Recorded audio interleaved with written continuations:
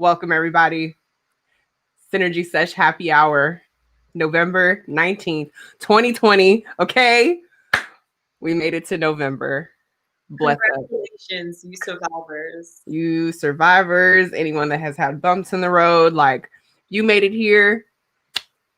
Big ups to the stars, the moon, and all things. You for getting yourself to this place in life today. The platform for working. It helped us even get here. Like, gosh darn it. I'm really excited to dive into all of the things today. I feel like we have a lot of things to talk about, a lot of things to digest, to dissect. And it's gonna be a good one for the people. So if you're here, if you are with us watching, if you're watching this a couple days from now, just know that the cannabis industry is great, evolving, but we still have our challenges like any other industry. So take it away, Shalise, sister Rogers. It's some BS though. So welcome to Synergy Sesh Happy Hour. That is Miss Long and I am Sister Rogers. So we are your business aunties helping you get to the bag. So today we're talking about legalization is essentially, and then just it's been quite a few weeks. The last time we checked in with everyone was last month. So much has happened since then. I feel like anxiety levels have been at a world time high, like a universal, like all the planets. It has been intense. We had a whole week of an election. Okay, I don't think I recall in my particular lifetime where it has taken like Tuesday, Wednesday, Thursday, Friday, Saturday, 5 days to call an election. Is it truly over though? Because when you think about it, this man ain't gonna get out. The last time something like this happened was the Bush election, where Mercury went direct right on election day, and then we didn't find out who the president was because of Florida. But I feel like not even Florida took 5 days. Right. Did it take 5 days? I don't think it took 5 days. I feel like this was like, and it was because it was so close to, it was a lot. Can we call it what it is though? Like at this point, it's just a war of ignorance in some sense. Like, and then you know what? I realize that some Trump voters, and I will just say it very plainly, like they truly believe within their hearts that he is the white savior. Yeah, and you can't tell them different. It don't matter how much facts you put in front of them, they literally don't care. He's the great white hope. And I don't it's interesting, but we are contending with that, and that is a reality that we face going into 2021. So whether you feel like 2020 is a hot mess, it's interesting to see what next year is going to play out as, especially because we have 15 legal states, and 3 of them voted for Donald Trump, and 1 of them was in the mix. What was that, Maine? That was like half and half. It's very interesting to see how legalization and like layering the states that are legal on top of just election data as well, and looking at like the areas that really helped some certain states get their electoral votes, which we've seen so much across social media of people speaking to these different news stations and being able to have their message go viral. Because they're just saying it as it is. Black people, you're welcome. Like that's what we're saying now, I guess. To the world, you're welcome. We avoided what Europe has done so many times, and I guess that's why Europeans are looking at America like, oh, you guys haven't had a dictator yet. Oh, we've been there. But at the same time, they make it look like it's not even that bad, right? But like we can't do that.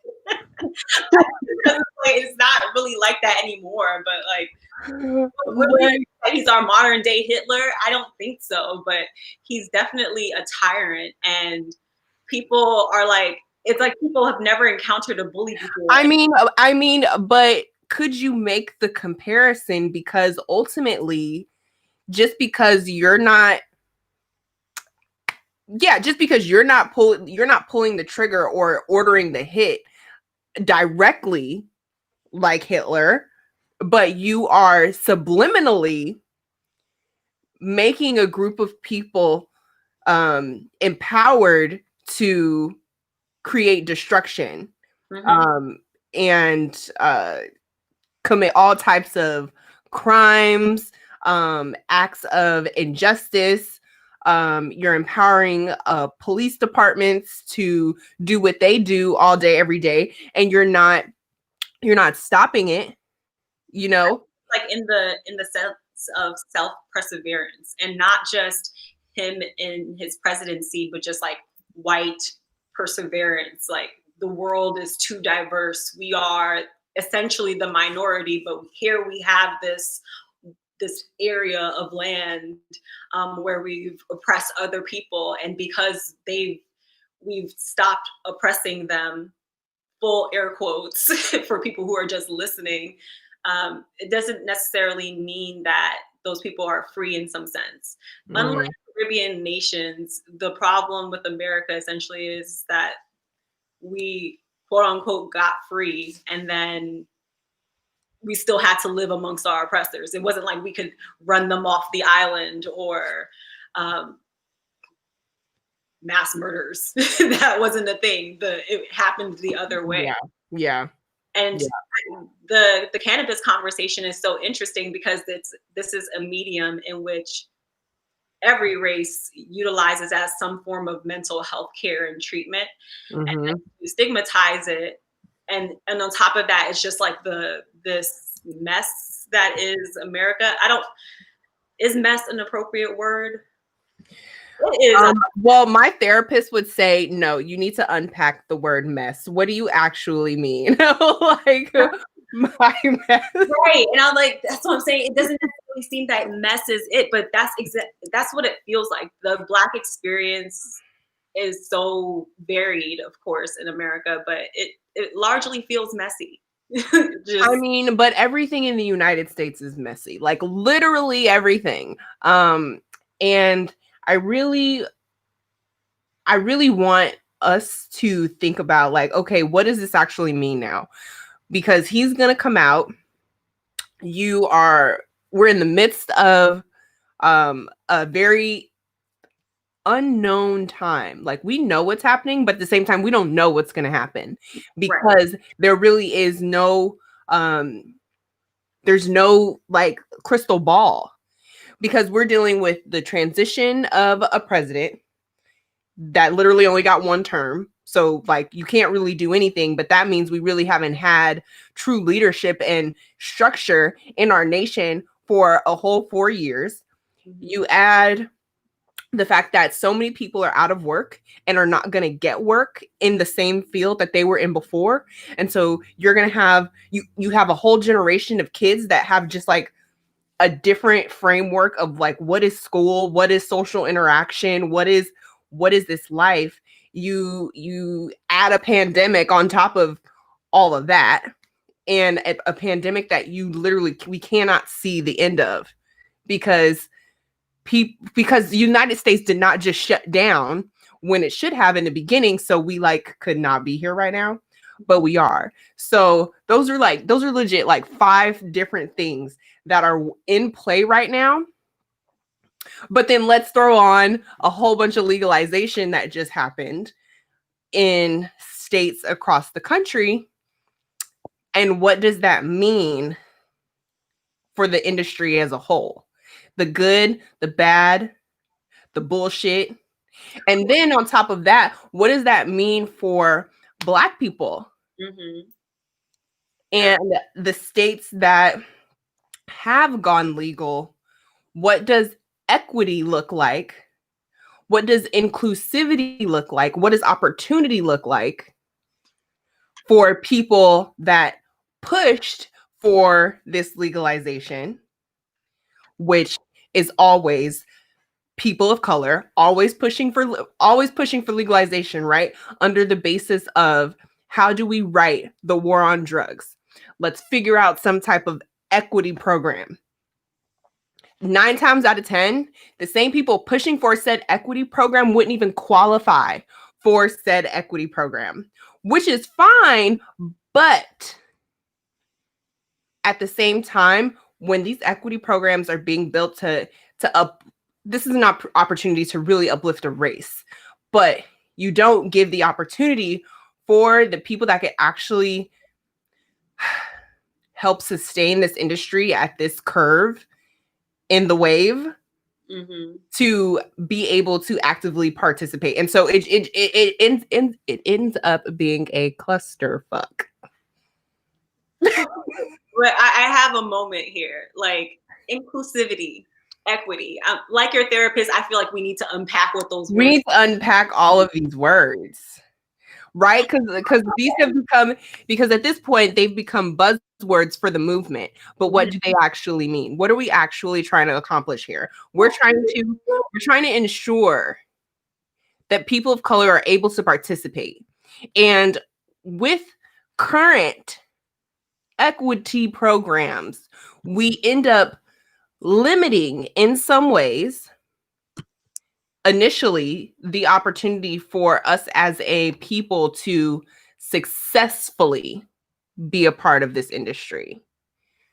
There's a lot of things that go within that, but I need to drink some water because I'm getting hyped.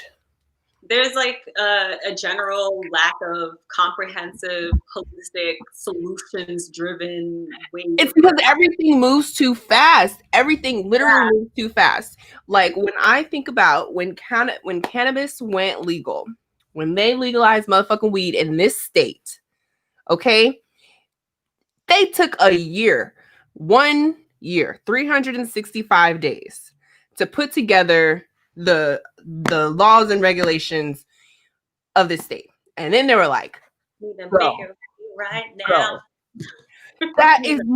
That's not long enough. That wasn't long enough initially.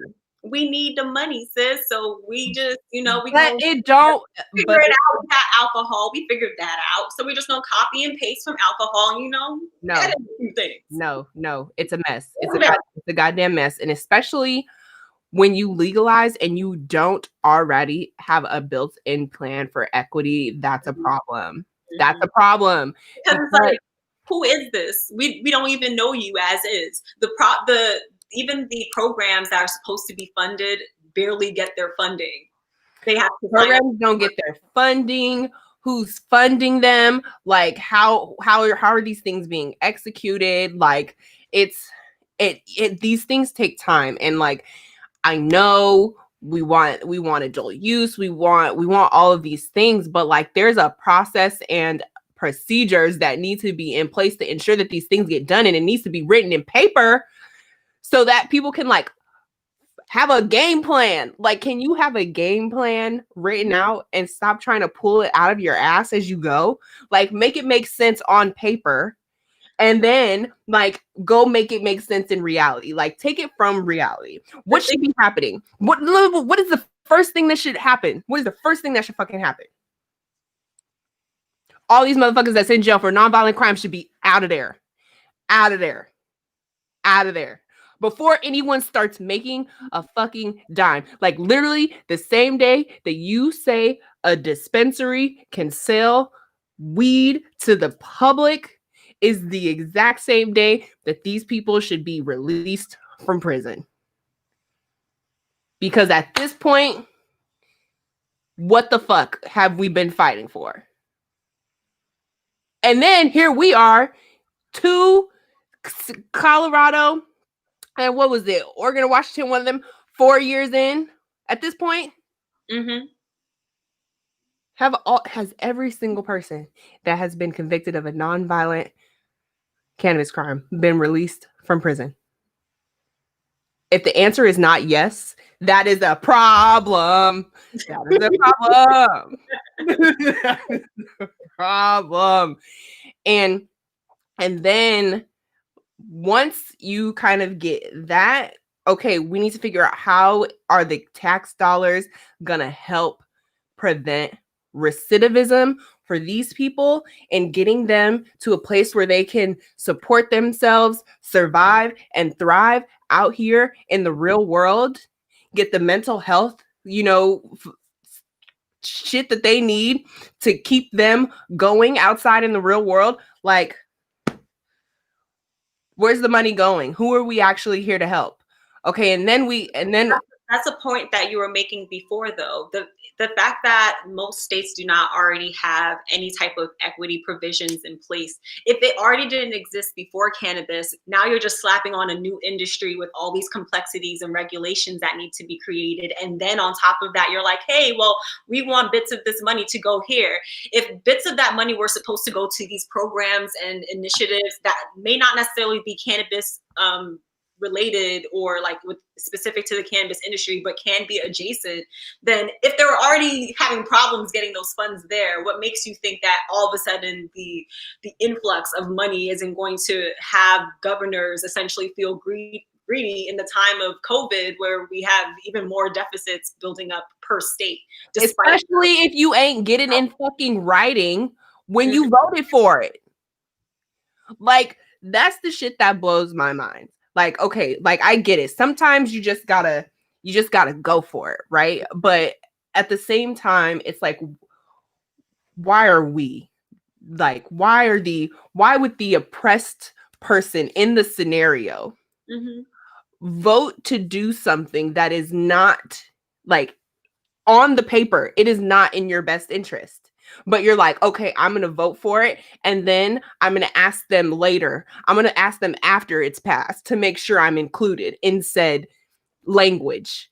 Most people don't understand policy in that manner. They're not understanding. Like, the thing about it is that a bill can be written a certain way, but then let it get to the chamber and you watch it be hacked to pieces, and it no longer looks anything as what it was submitted as. And that's the reality of it.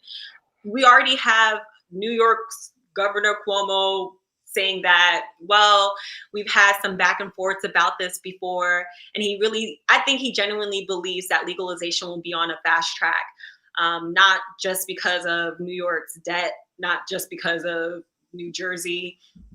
And other legislators might honestly agree and overlook licensing processes, how revenues will be distributed. The same thing that New Jersey is currently doing. Yeah. They passed their assembly bill with all the BS that's up in there. And if you want more information about that, there are people on the ground that we can, of course, link people to who understand the complexities of New Jersey's bill. But with all of this being said, with all of the fuckery going on, you know what I see? Opportunity, okay? What? Like 2020 as a whole, I feel like it's always about perspective. And that's really hard to even bring oneself to think and believe and act as. But even in our worst of times, it's all about how we are choosing to look at ourselves, the scenario, the situation, what's happening, our reactions to it. Mm-hmm. All of that is about perspective. Yeah, absolutely. And if you are really about this life, you should have, would have, could have, should be prepping for this whole scenario. I mean, like we said, we have had technically 4 years to watch how this situation is playing out. And luckily, you have states that are literally, it's still the beginning. And I think that's the silver lining here, is it is still the beginning of the industry as a whole, but then definitely it's the beginning of the industry in these states. And I think ultimately it's going to be very important for every state as they continue to come along to do better than the last states. Because I just like, I'm dreading like federal legalization because it's going to be very difficult if states are operating on different systems to have like a very streamlined process of how the federal government, you know, keeps track, if you will. In my opinion, federal legalization should look like every single person in the United States of America that is convicted of nonviolent crimes related to cannabis are released. Period. Like that's step one on the federal legalization front. The second step is other than a little tax, that's really all. The states should be free to handle regulation internally, and just make sure now you can interstate do business. But when it comes to federal legalization, I don't know if I believe that the federal government should have like some type of like federal testing or like federal like, I don't know. You know what I'm trying to say? I do believe that there should be some set of standards though, like especially yes, and especially when it comes to like health safety, there should definitely be some type of national standard. Figure out what state has like the lowest percentage of issues that they've ever had with testing, etc., and maybe like consider that the benchmark that everyone else has to follow. Okay, so the problem that I think with or I see with that is that that state could have I'm going to say it like this. I think that because even under federal legalization, each state is going to be able to say and do one thing, and another state is going to be able to say and do another. It's kind of like cannabis legalization is like the coronavirus response. Everybody's just doing their own thing, and it kind of fucks us over in the end. And what one state may deem in their testing facility as acceptable levels of certain contaminants different from what another state may say is an acceptable amount. This one might be like, MCT oil at this level is right, yes, but we have to from what we currently have, we have to figure out what, if we're going to have standards, we have to figure out what is going to be a national standard. Just like they have a national minimum wage, everyone has to be at this level. Certain states may have, higher restrictions, but we have to have a benchmark that everyone has to. Wait, what? We ain't even there. I'm like, just even utilizing the cannabis plant to its fullest extent. We don't even have that much research compared to other countries. We are so far behind. And if we are even addressing parts of equity, to be able to actually reap as much as we can out of what this plant can provide us economically, I feel like that thing also can then incorporate equity and inclusion into what it is that all of us can do in parts of this industry, other than everyone being, I don't know. I just feel like there's more opportunity for innovation, for people to come up with new ideas, new solutions to things using, because they have new material, and that new material is hemp. And not only that, but we have the convergence of new energy, internet and energy. Your microphone's covered up. Pardon? Your microphone is covered. It was. Okay. Okay, yeah, sorry. We have the convergence of the internet and technologies and all of these. We're essentially moving into this third industrial revolution. And many other countries are already on that wave. Now has to catch up. We have to become part of this whole like Paris climate alliance. But how are we going to catch up if we don't have any type of streamlined, measurements for people, know?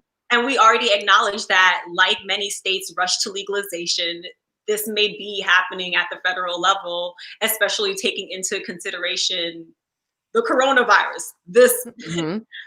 worldwide pandemic, and even the cannabis legalization conversation that's happening in other countries and how they are voting for legalization. I think that I'm not necessarily anti-cannabis and cannabis legalization, but I'm not necessarily for it either, and for Mhm. reasons as you as a foundation.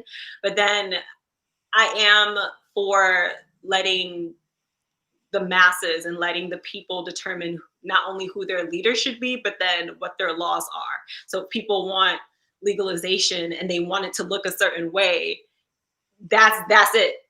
It shouldn't necessarily be up to all the Absolutely. to mull over So it. so like when so like if federal legalization is going to happen, I feel like it's going to be something that like Congress puts through. Mhm. I don't think they're going to put it to a national vote should like should cannabis be legalized at a federal level. I don't know if they're going to do that. Um Either way, with that being said, it's going to be hard to get progress in the time I think needed in terms of like the small stuff. Like I think the sooner the better if we get people that have been incarcerated for nonviolent crimes. Like the sooner we can get these people out, the better. You know what I'm saying? Um, I'm not pushing for adult or recreational use. I push for medical use in Mhm. all 50 states for sure. Mhm. And then figure out what adult use looks like in your state and then let the masses decide that stuff. I think the safe access is important for everyone because cannabis really is a healer. It really helps people in all stages of life, and we really need to ensure that that happens first and foremost. I Um, But then like is that I'm trying to always relate that back to this whole like equity quote unquote conversation. So then does that mean that a portion or all these supposed funds, because let's even talk about in California, there are supposed to be funds that go to communities and they have not. Like the communities haven't seen them. Where is this extra drug education? Where is the money for our schools? We're still having the same problems. We still see the same deficits. We still mhm. have these outdated books, or we weren't able to fix this or pay Yeah. teachers more. Like, So I think there's definitely always going to be more that we can do, right? But I will say that I do see some things happening. I do see like the state of California giving out grants for, equity workforce development workshops, for commercial kitchens, for, giving loans out to small businesses or grants out to cannabis businesses. I see that happening in some instances, but what I think is a part of what is really not taking this equity framework to the levels that it can be is the parameters of equity are too small. mm-hmm, And that prevents a wider talent pool for the overall group that you're trying to, you know, help see something changed, mm-hmm, which, this is an opportunity for, Black people to be a part of something that has devastated, their families, that has devastated just their level of being. directly and indirectly. Directly and indirectly, their level of being, whether you personally have gone to jail or you directly have had a mother, father, sister, brother, son go to jail. Us, we are affected by being Black in America for the last 400 years. And here's an opportunity for us to be able to participate in an industry that we have never had, you know, the opportunity to get in on the ground level of any industry, really. At least, you know, in the capacity that we have, the technology and the resources that we do today, this is an opportunity for us to be able to participate and not be, you know, I don't even want to say that word, but not be taken advantage of and like thrown through the loop of bureaucracy and bullshit. Mm-hmm. Like, don't try to charge me an arm and a leg to participate in this industry when you know I got thousands of dollars of student debt trying to be goddamn intelligent over here to function Mm-hmm. in this United States of America. And then also have to pay the additional Black or immigrant tax where you're still helping out family members or Still helping out family members. doing You all. know, I can't just quit my job. So maybe I have to start this as a side hustle, you know, and then I got to apply to all these programs to get grants, etc., to get investors, yada, yada, yada. But like yourself, essentially, like, especially if you do not have any resources like your business aunties or just places to go where you can find resources and actionable like steps that you can take. Yes. Somebody providing you some type of roadmap in some sense. And so, but instead what happens is all of the resources that are meant for, you know, helping people get through this time go to a group that, how do I say this? It goes to a smaller pool of people that may or may not be able to take the business where it needs to go. Mm-hmm. Not all that, like, and I don't mean that every single equity person can't run a business. That is not what I'm saying at all, because like equity is like hustle, is grit. I just think that the definitions of equity need to be expanded in terms of the parameters of who qualifies to be an equity applicant or, you know, equity operator, period. Is it just only the scope of the people, but then also like I need more valid statistics from each of these states that claim to have equity programs. Mm-hmm. Because I remember us having a conversation before, and I don't necessarily remember if it was like via everybody's able to see our or like be a part of the conversation, or like a personal one, where it's kind of like some people don't want to own dispensaries, Right?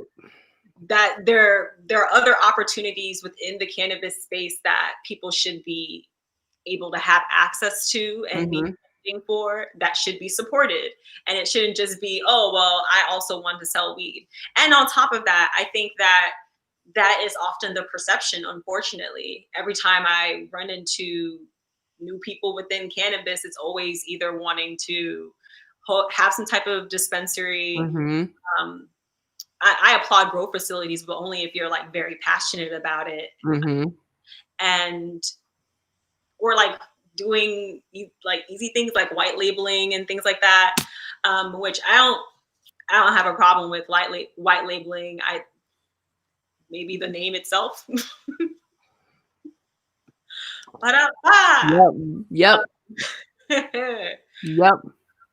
But there are other opportunities, and I think that because there is a lack of research being done, and our ability to expand and innovate what this industry could actually look like beyond just the sale of flower or of the plant itself as a substance that people are consuming, but more so as like made for lifestyle products, more furnitures, clothing. Yeah, I definitely, and like, I just want to say this very clearly. Like, I need people to really think about what is your move? What is your move in cannabis? Like, how are you going to create wealth for your family from this industry?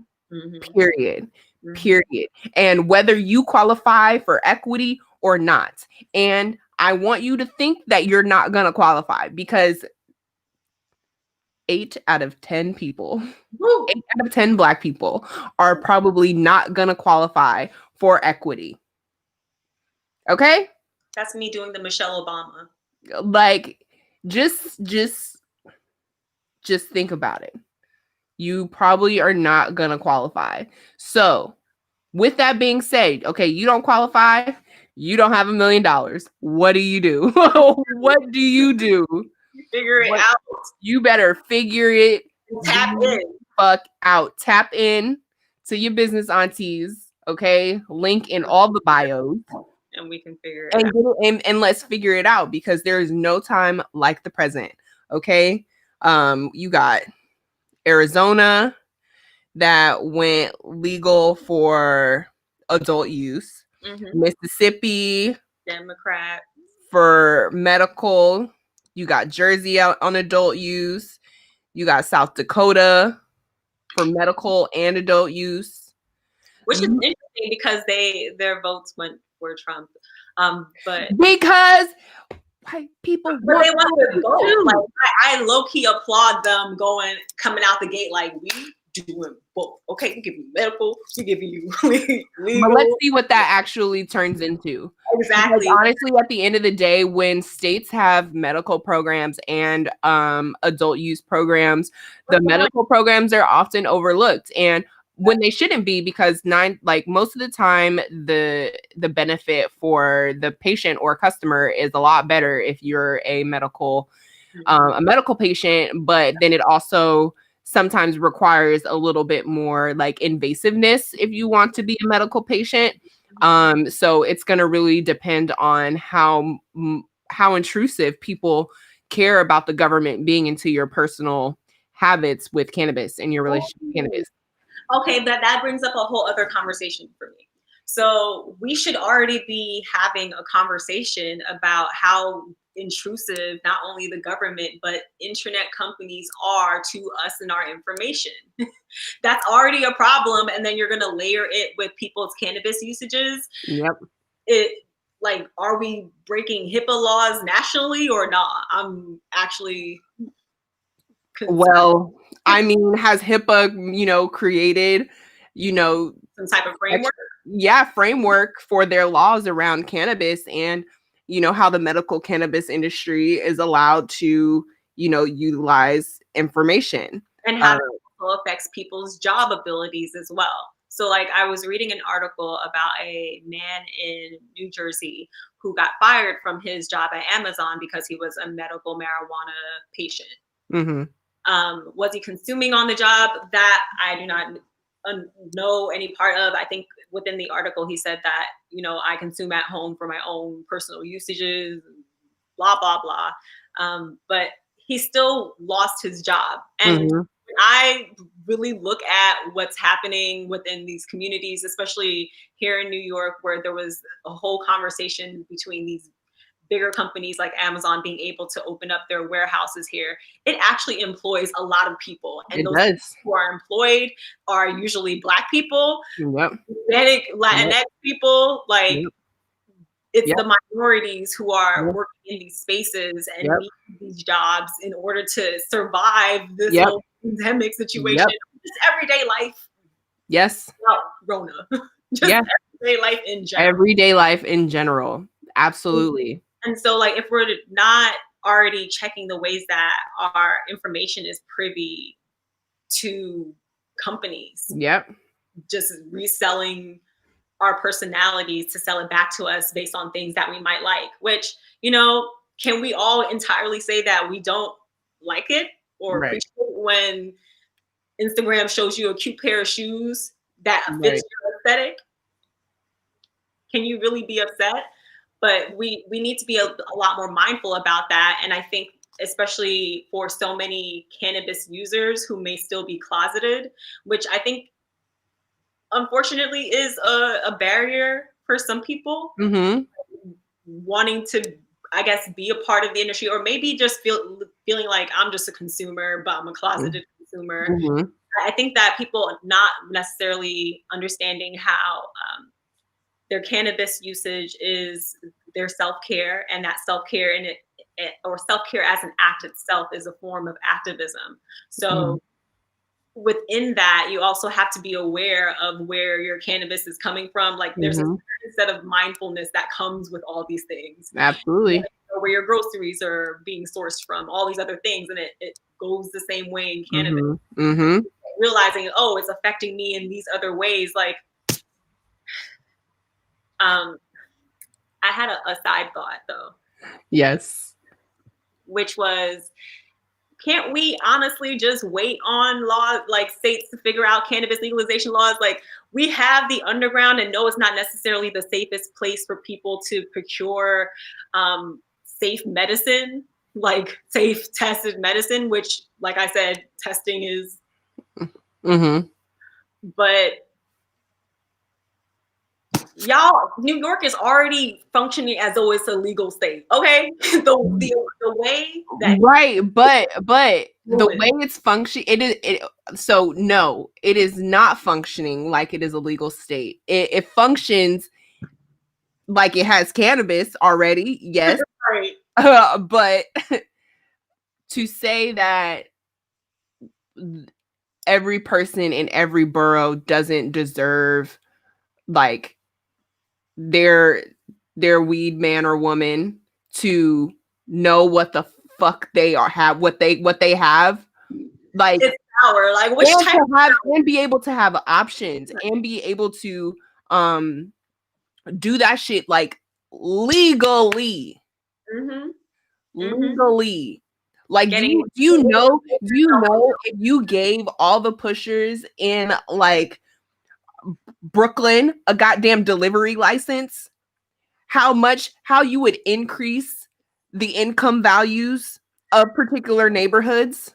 Yeah, because so many of them already have that infrastructure set up.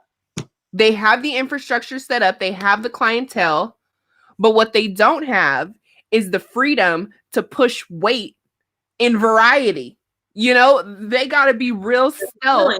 You know, they can't just be rolling around all free willy-nilly with a whole goddamn U-Haul full of the most exotic varietals, okay? Because if they get caught and get pulled over for some bullshit, which typically happens, they're going to jail.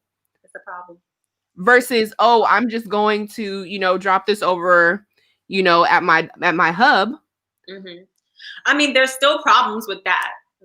That's not even necessarily like too far-fetched, even for someone who is legally functioning a cannabis business. Like, you're of color, you're getting stopped regardless. But at least I'm not like, at least I know, like, I feel comfort in knowing that like I'm not doing anything wrong. Wrong. Per the law. Yeah. Like, I'm not doing anything wrong for the law. So I'm not sweating when you come in to ask me for my ID and license. What are you doing? Oh, I own this company. I'm heading over here. Here's all my paperwork. How can I help you? Like, what do you need, sir? Yeah, I mean, but this is kind of like why we're saying legalization in itself is a lie.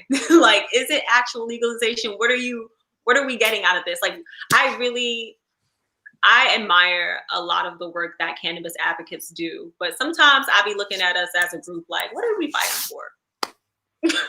I'm fighting for this. I'm fighting to have this plant that I utilize every day, that I really enjoy, that an industry that I work in. I'm fighting to make sure that other people that look like me that want to work in this industry too can do so.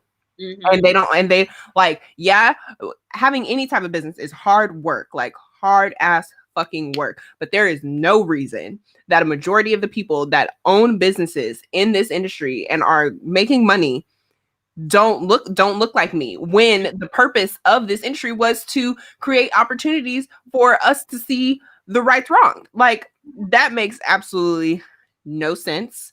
Yeah.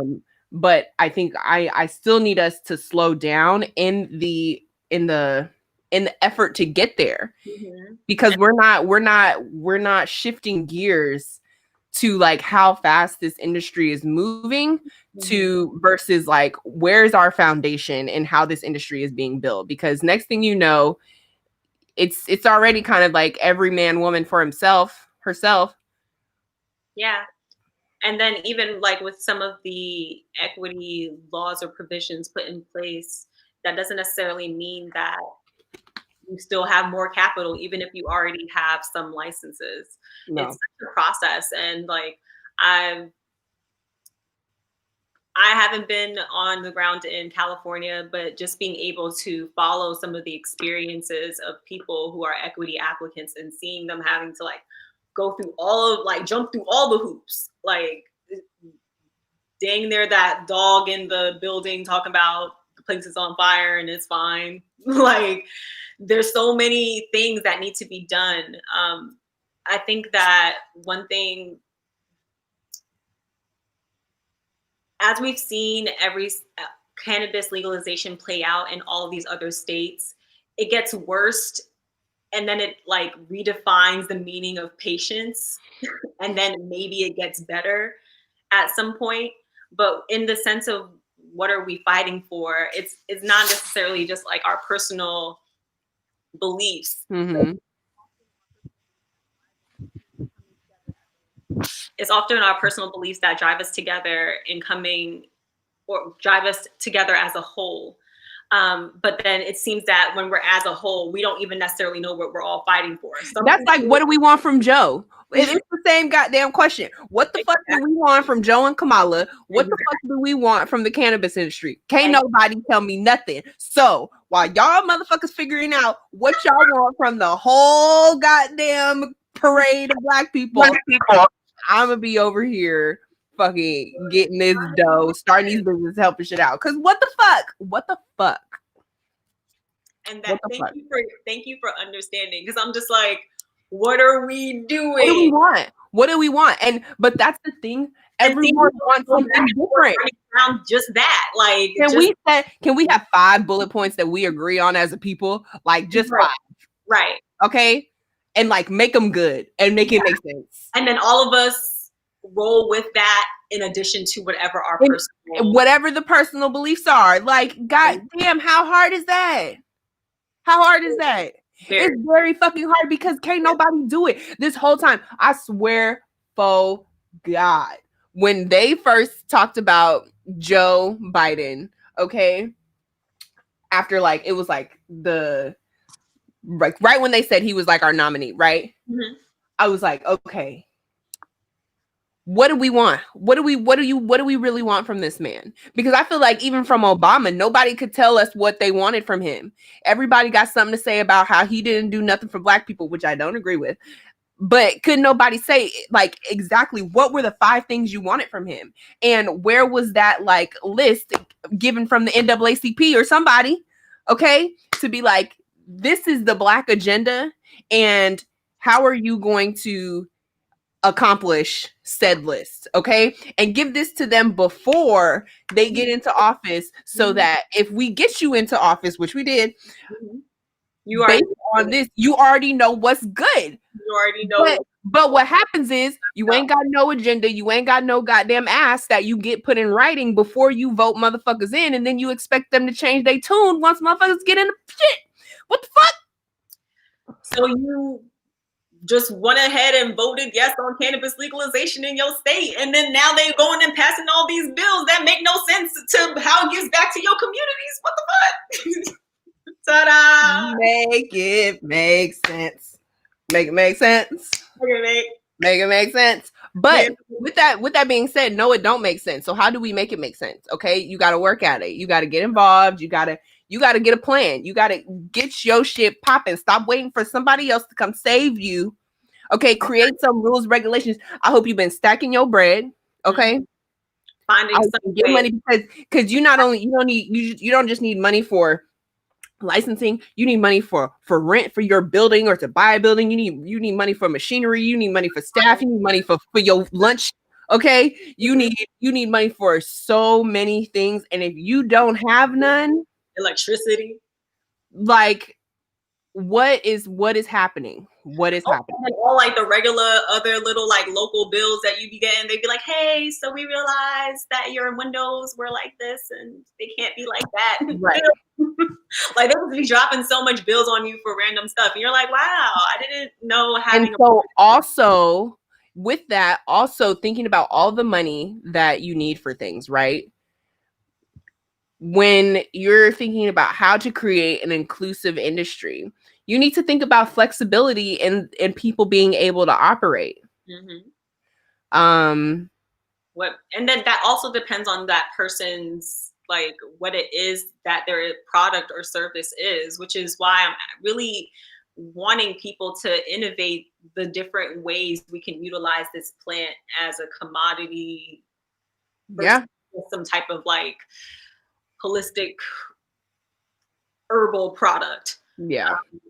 If we innovate, we have more people coming in with different ideas versus everyone wanting to own a dispensary. But absolutely, to what you're saying, in making sure that you're saving up money now and doing all the things that you can, like make sure that you're taking whatever classes that you can, finding yourself a mentor, someone who does something that's similar to what it is that you want to do. There are so many ways that you can help equip yourself.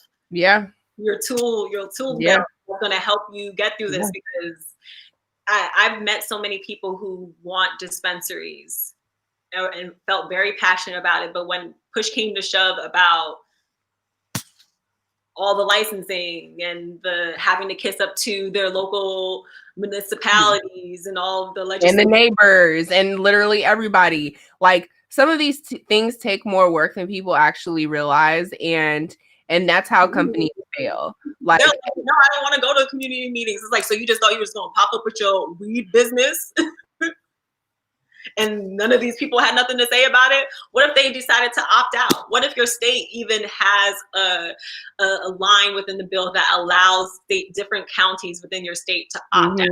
Now you got to drive all the way over yonder behind God's back to go get you some cannabis. Okay. It don't make no sense. What are we fighting? But if you don't participate, you can't say nothing. That's how I feel about people that don't vote.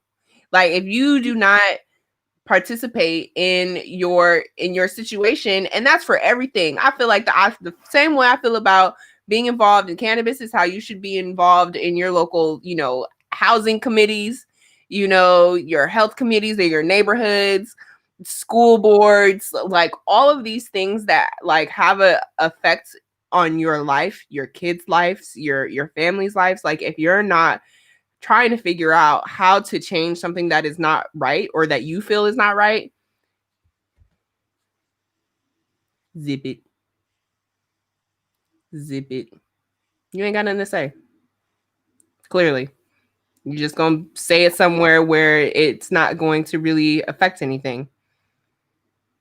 So, and then you got shit like Oregon, who's decriminalizing all fucking drugs, heroin, cocaine. I'm with it. Listen. Other European countries who have done something similar, and it's like you come here to our state sanctioned place, we make sure that you are safe and we can monitor your usage of this material. And there are people, it's not the chemical or the compound, it's not the shrooms, it's not the LSD, it's not the cannabis, it's not any of these substances. Some of them are problematic. I don't think heroin should be legal. It's people. Because don't you remember we saw a video on Facebook of this woman saying, crack saved my life. Saved me. This had a very convincing argument for the ways. Listen, crack indeed. Listen, there was nothing you could tell me about her life that crack saved her. Okay?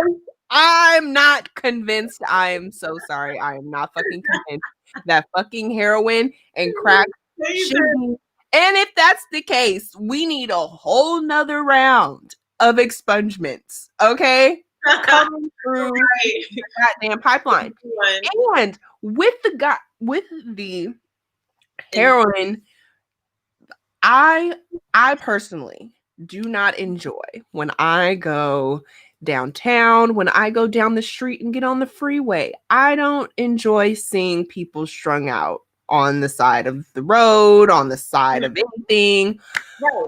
In their tent cities. I don't enjoy seeing that. And what I also don't enjoy is the increase in homelessness that has come to be due to, obviously, like gentrification. Things become more expensive, but then, you know, people get hooked on heroin and coke and crack, and then they can't function and be, you know,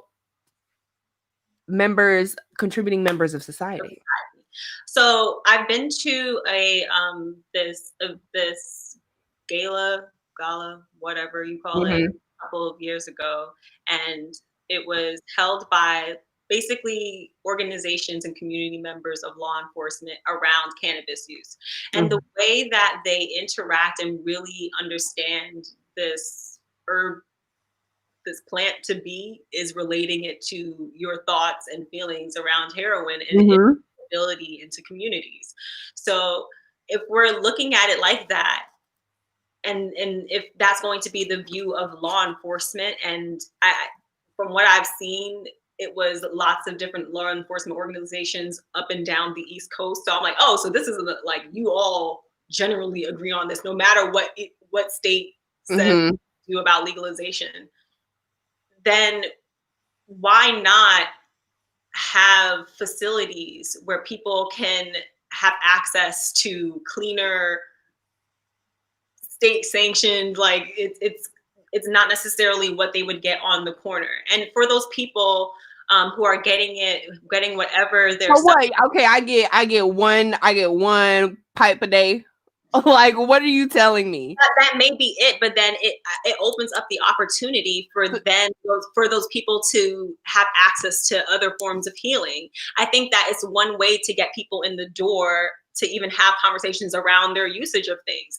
And cannabis, to me, is no different from that. There are some people who really need to have some serious conversations with themselves or with their licensed therapist about their cannabis usage. And I agree with that. Not like saying like, yeah, these other drugs may be a lot harder, and it's like, woo, you're really tripping on those. But if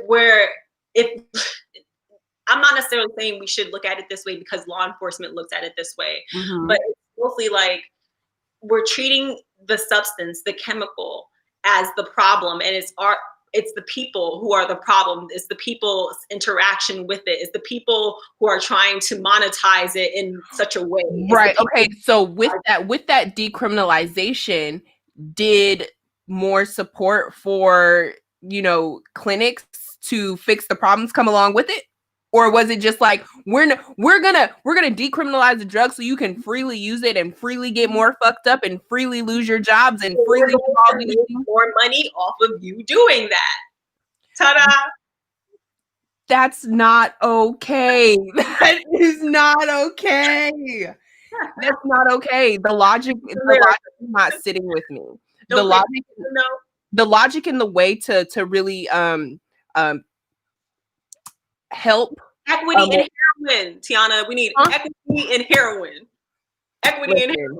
Okay. Listen, want to open a No, ma'am. I'm not gonna do this with you today because we don't need none of that. Okay, I don't know what the hell. No.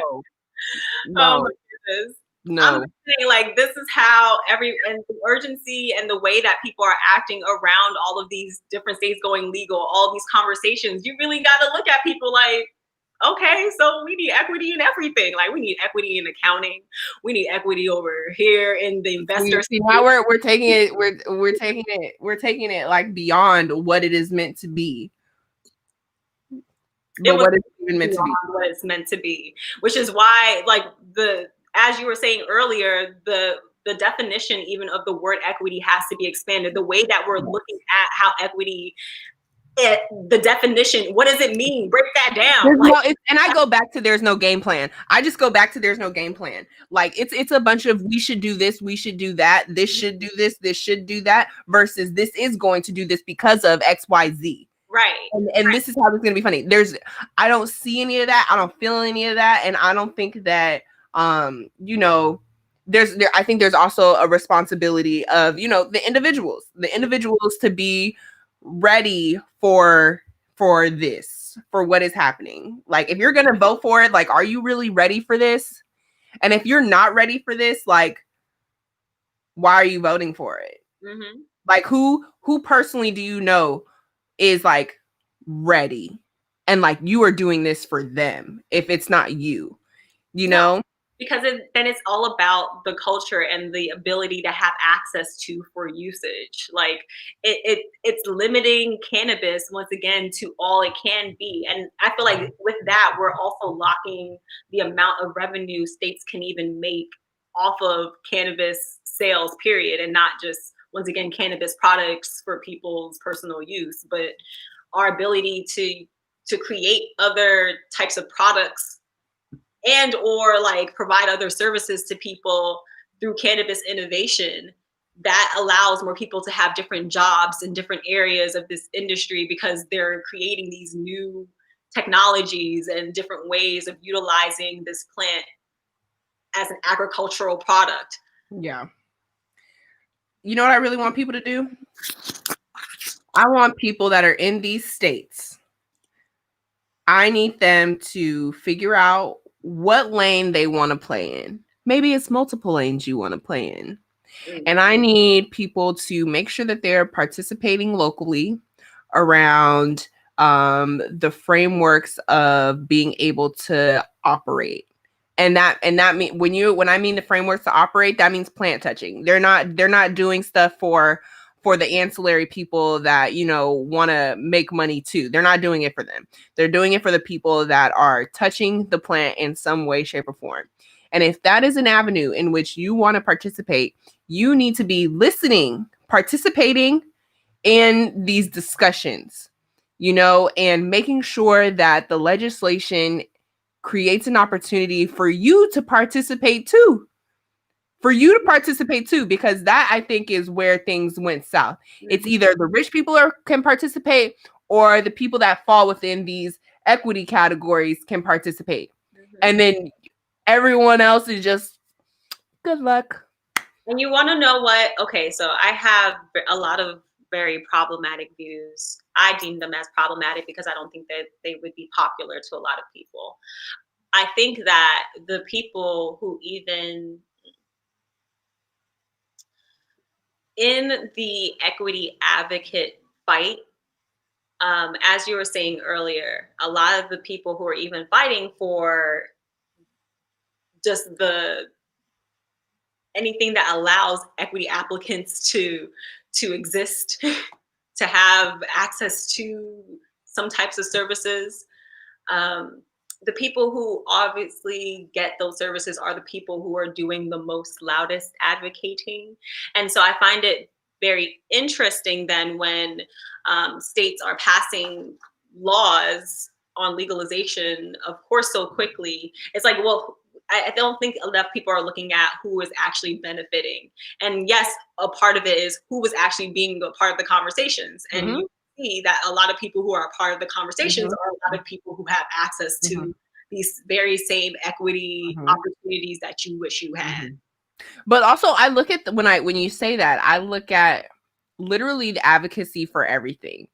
Advocacy for gay rights. I'm not gay, but I for sure advocate, like, yes, they need to have the ability to you know, marry who they want to marry. And I think that that's a part of being an ally, right? Like, how are we are the best allies. Black people are the best allies.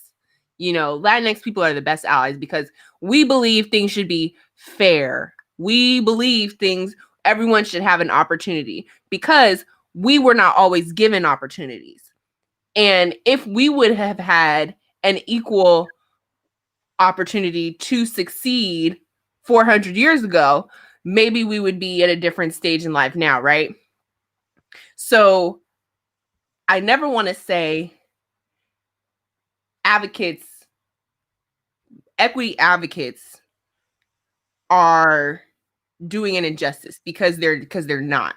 But at the same time, I also want those that would qualify for equity to have the louder voice. Mm-hmm. I But that's won't. what I'm saying is the problem.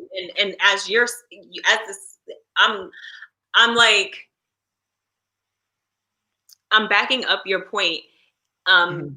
The it's the problem or the root of it is that a lot of the people who would count as these equity applicants aren't the ones who are even fighting for themselves. It's kind of Right. like when you want a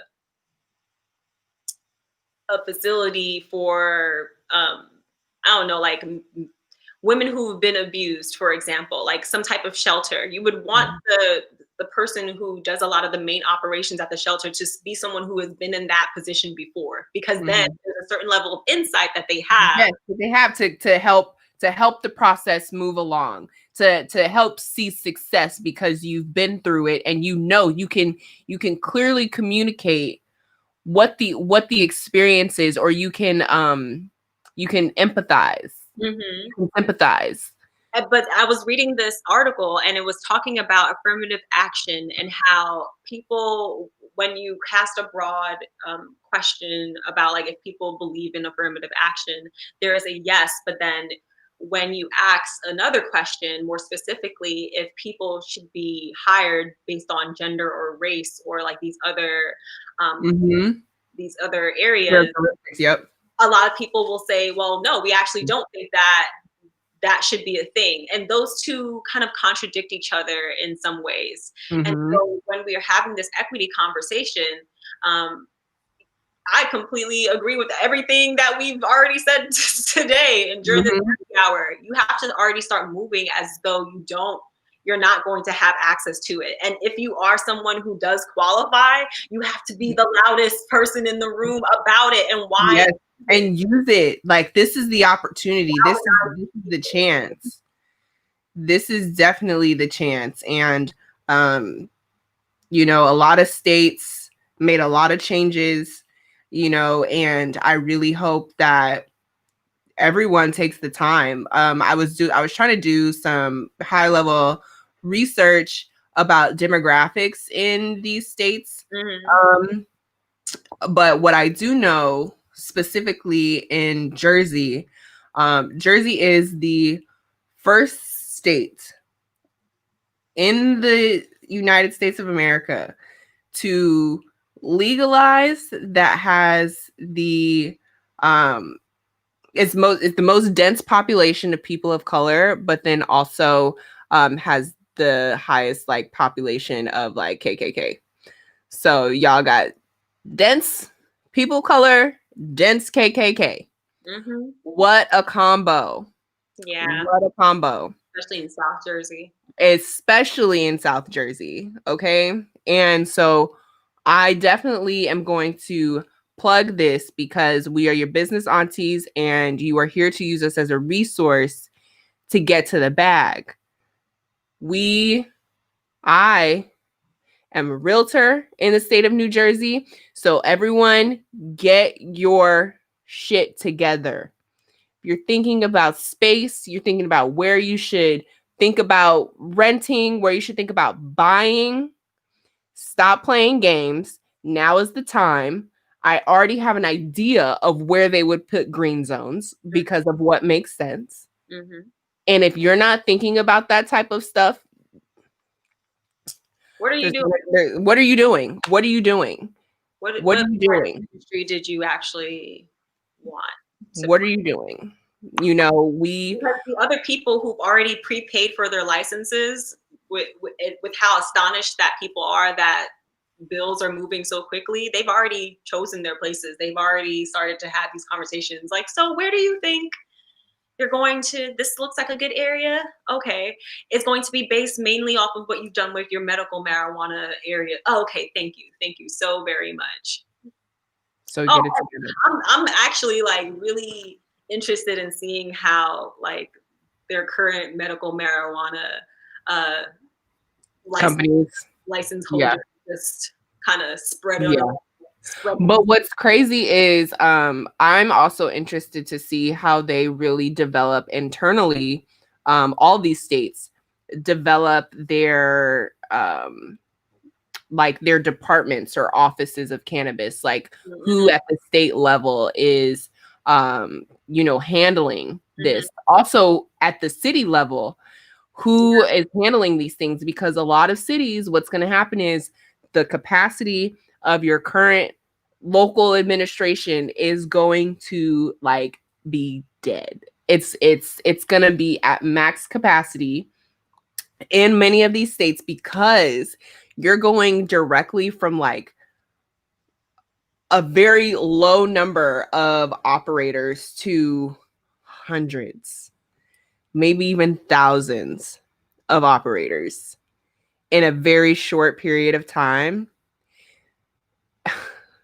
Get ready for a shit show immediately, and just be ready to give feedback, to be a part of the process, to reevaluate and make sure that that is a part of your city's kind of way of doing things, is to, get the plan together, do it. What's not working, adjust it. Do not accept mediocrity when it comes to the legislative process Mm-hmm. in your city, in your county, in your state. Whatever When it it is. comes to this, okay? You have a voice when it comes to anything, but definitely when it comes to this. Mm-hmm. Like, do not play any games. And this will also give you a very, like, this will be such a great learning experience for a lot of people in these states, because it's cannabis now. It's going to be something else later. It was Bitcoin a few years ago. It was the internet a couple decades ago before that. There's going to be some new industry that is going to come along And that you're going to love and you're going to want to be a part of. And now you know exactly how did I how miss it it? works. How did I miss the bus?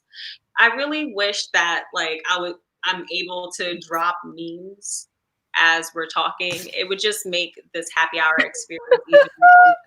I was Because like, you were saying something earlier, and I'm like, that sounds like the Sandy meme when she went to SpongeBob's. No, it was SpongeBob when he went to Sandy's house, and he was like, "I don't need no water." He was like, that that's our current like.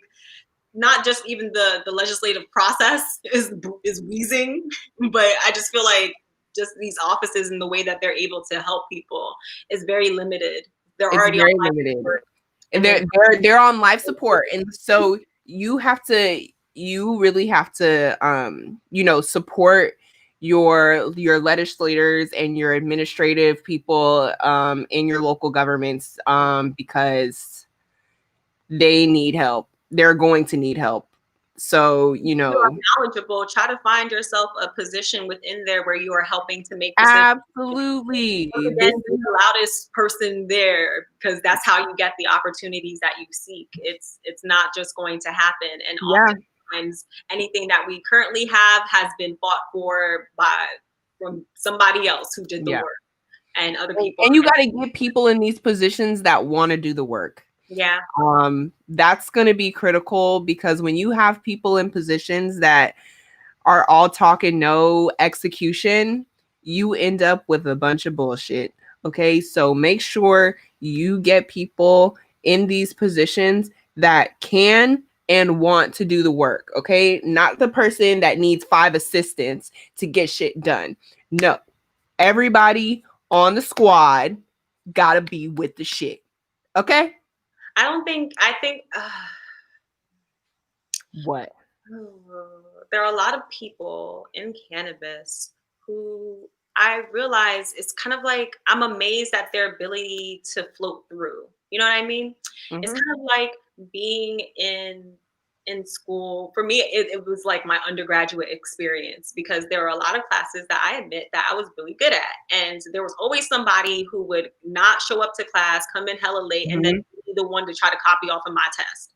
And Right. I feel like there are a lot of people like that within the cannabis space. They come in late, or like they're just floating their way through, Nonchalant, just floating around. utilize the gift of gab in order to Finesse, finagle, hoodwink. bamboozle. Bamboozle. The shit. Yep. Yep. And that's why I guess my problem and concern is when it comes to uh, the people who are advocating for equity applicants and it not being based of the people who actually qualify for said programming. Yep. Because then when you have like when it's not even about you and you meaning the equity applicant who actually needs these programs to be able to sell yourself some weed, then What are we doing? this is How, what I'm how, how are we getting doing. to where we need to go? And like why am I listening to the same stuff that doesn't make sense? And why are we as a body like continuing to replay something that is not going to move us anywhere? And does it make sense for every state to kind of like replicate or build on, I guess in some sense, to replicate and build on previous legalization bills that have been in process in other states? But like the presidency, seeing the effects of what a law or a person's place in office does is something that's like delayed almost. Like you have, for example, even with Massachusetts, that state word, they legalized in 2016, and I believe they opened their dispensary, like their first dispensary, 2018, which is like a relatively short turnaround time, but like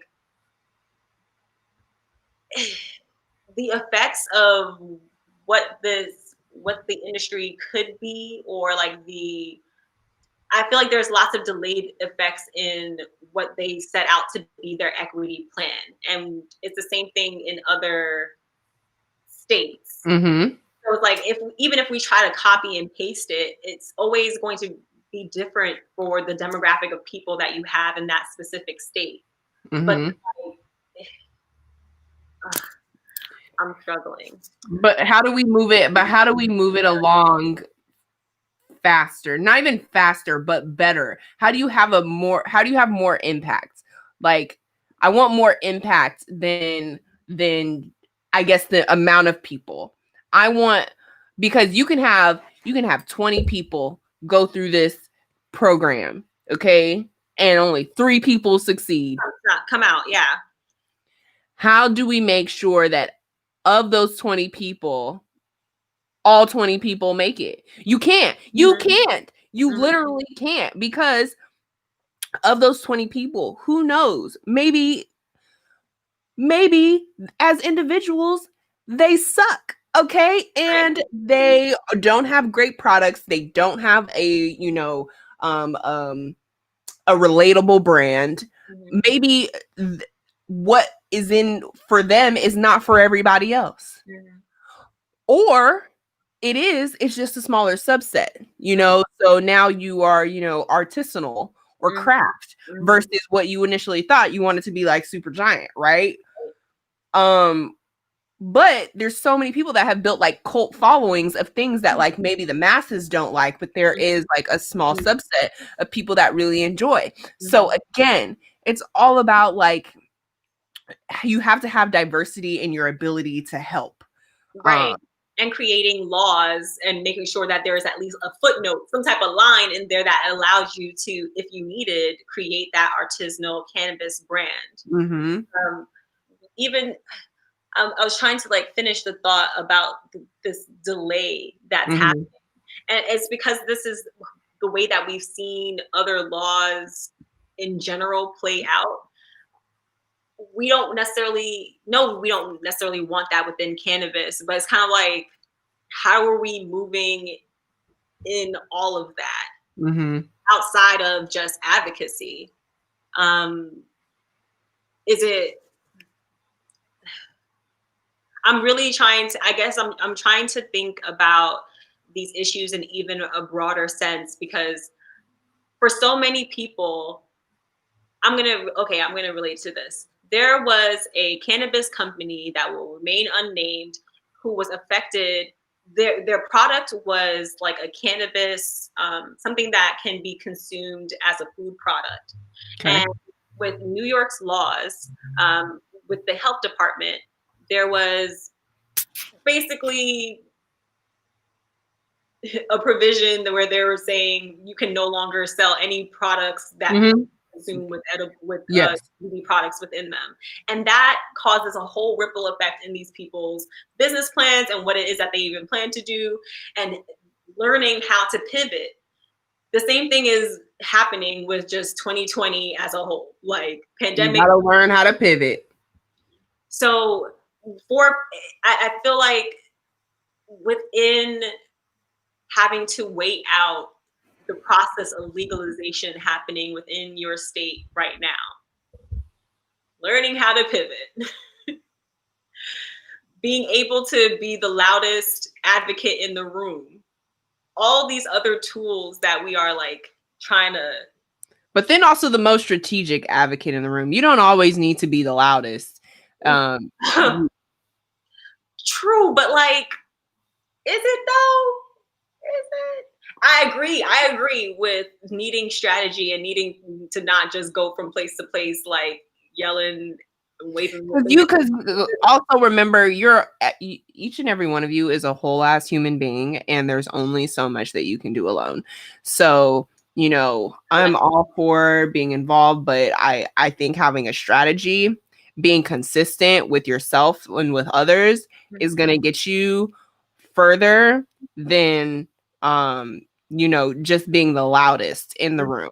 Be in the room, share your 2 cents, but also don't be the person that's just saying stuff just to say it, just because you're there. Like, if you don't have something good to say, like, it doesn't always have to be like actionable, like something that someone needs to take action on. But if you're not contributing something that is going to make people think or like help move the process forward, it's okay to be silent. It's okay. It's fine. Mm-hmm. It's fine. I wonder for so many of these, in being loud, the loudest person, I think more so advocating for yourself and your own rights, like not necessarily even for yourself and your own rights, or what but even rights that help you and others like you be able to participate. Exactly. Because you have so many different dynamics within the Black community of experiences, and from all walks of life, all educational backgrounds, professional backgrounds, but it just so we can have all of that.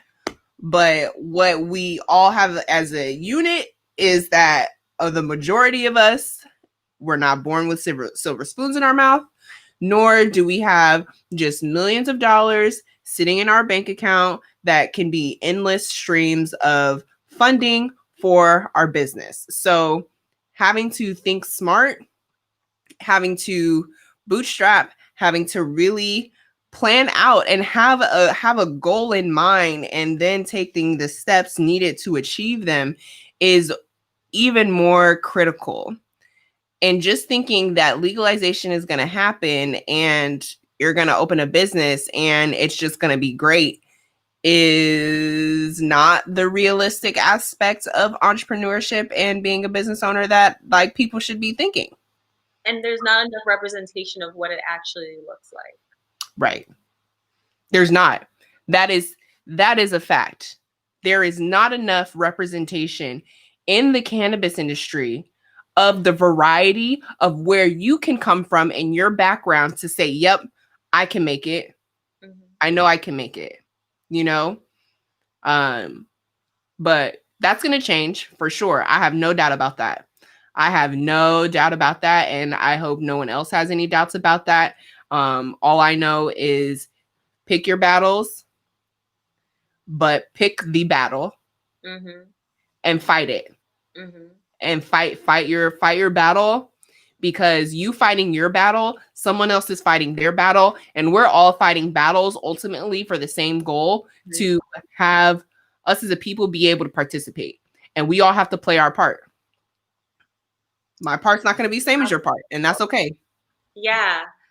I don't know why I'm trying to salvage the being loud thing, but it's kind of like being loud for yourself even in that regard. Needing to speak up for yourself whenever you Mhm. need to, or Yeah, whenever you need to, for sure. advocating. Yeah, not it's there. Yes, there are things that we advocate for that also help the collective and the whole, but then it's kind of like you have to imagine other things. I don't know. I guess what I'm asking or trying to get at is a component of empathy that is like almost too big for a lot of people. Like I Mhm. don't necessarily have in my immediate like circle or life people who I know who are physically disabled, or people who deal with like a range or a different spectrum of things, but that doesn't mean that those issues aren't important to me. Mhm. And it doesn't mean that I wouldn't advocate for those as well. And Absolutely. it may not affect me whatsoever. Like it does nothing for me, but it helps someone else's life be easier. Mhm. In the being the loudest, what I'm trying to get at in some way is being faced with um, exit poll results of this whole presidential election. There are honestly a lot of more people who don't care about any parts of this conversation, um, wouldn't mind if we continue to be policed heavily Mhm. for cannabis. And so it's kind of like we have to be loud in our advocacy in this space because it's Because it affects us all. It affects us all. right. Like, We're, it we're, affects us we're all. constantly liberating other people through our own struggles as the most oppressed minority in America. And Yeah. that amazes me.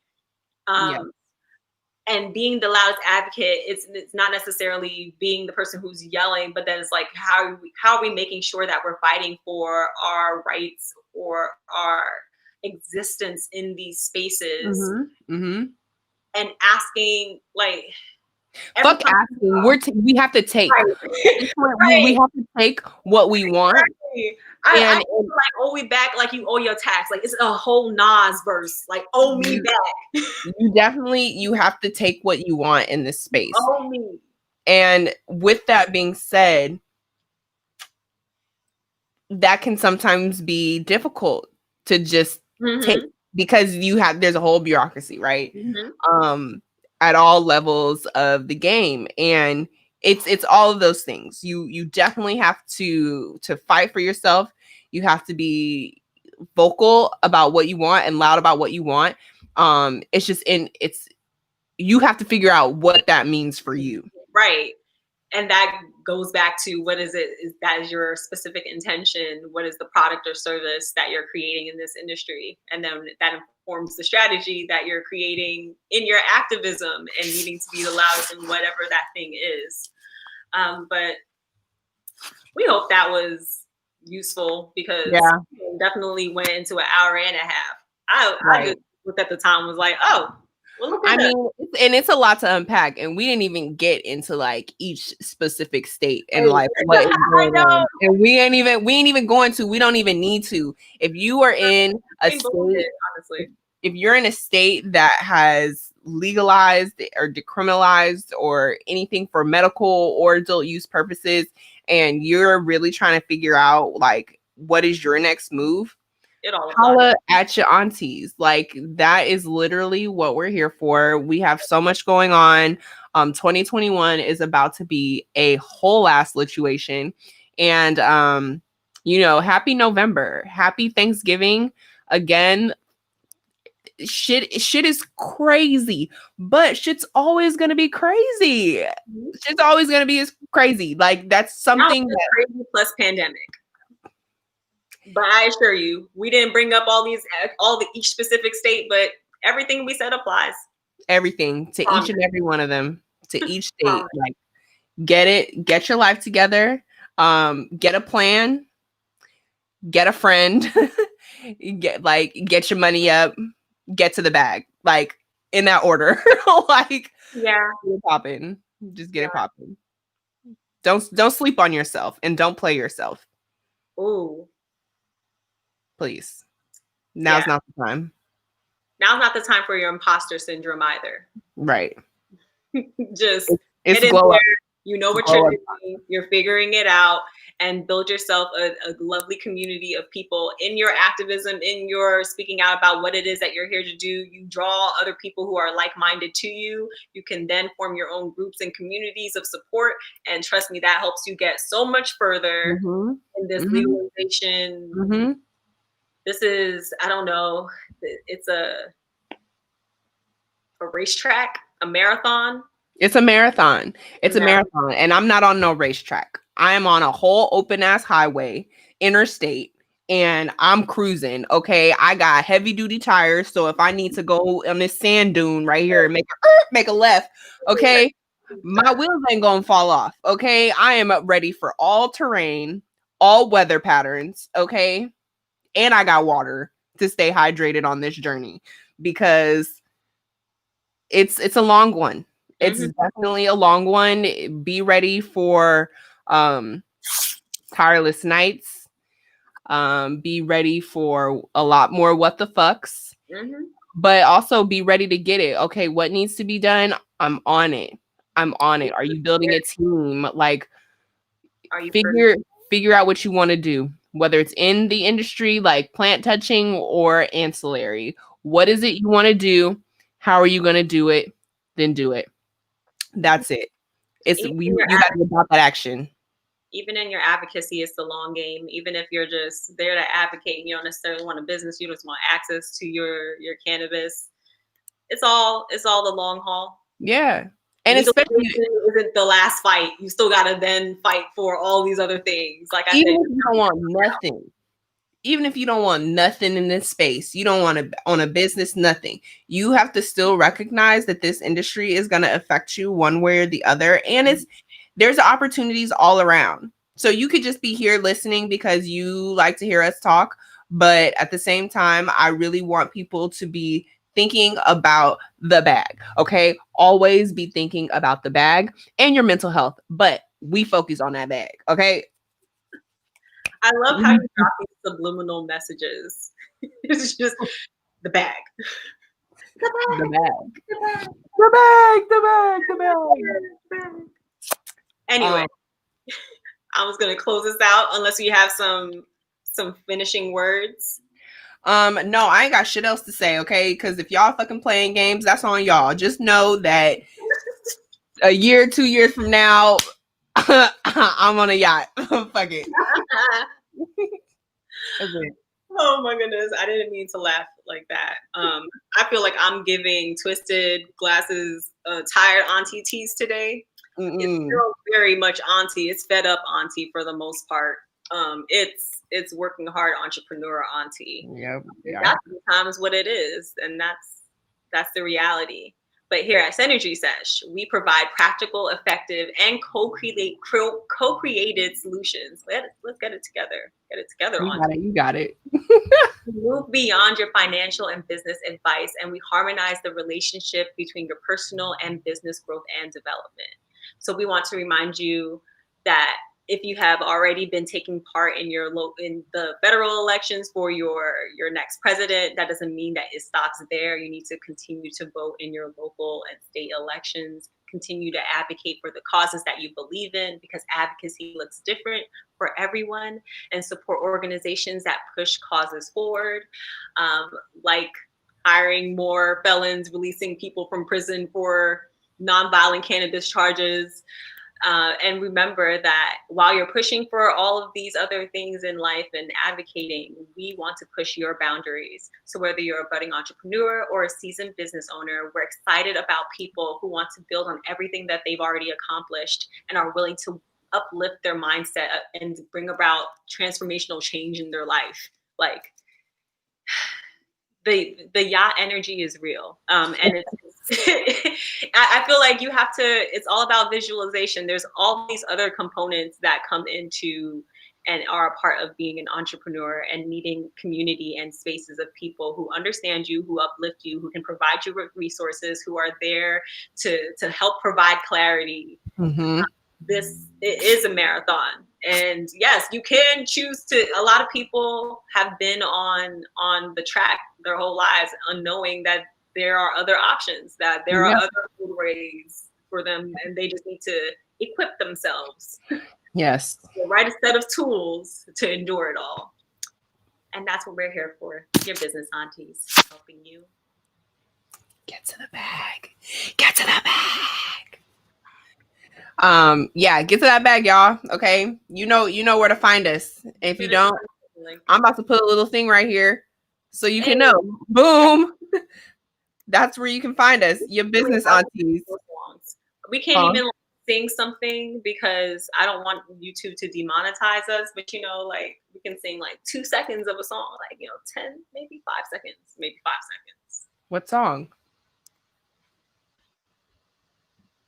We gotta take y'all out with something. Do you have this Energy Sesh playlist open?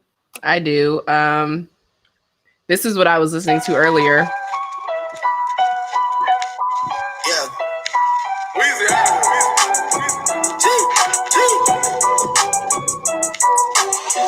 Back home smoking legal. I got more snaps than the Beatles. Foreign shit running off diesel, dog.